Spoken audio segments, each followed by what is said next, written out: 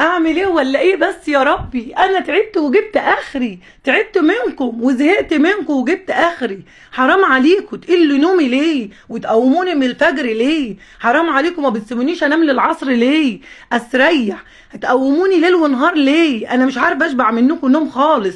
تعبت منكم وجبت اخري. اديني قمت الفجر اهوت، رحت جبت لكم الطفح، قصدي الاكل، رحت جبته لكم وخلاص. انا زهقت منكم. هحط لكم اكل كده تاكلوا وتشبعوا وتسيبوني في حالي.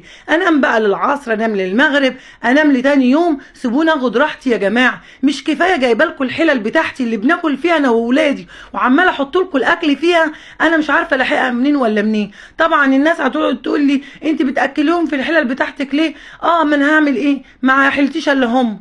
هاكلهم في الحلل بتاعتي، هي دي الحلل اللي حلتي. رحت طلعتهم بقى، عامله لهم قفص ومدلعاهم ومهنياهم وعماله ادفيهم اكنه بيبي صغير عيناه. مش عارفه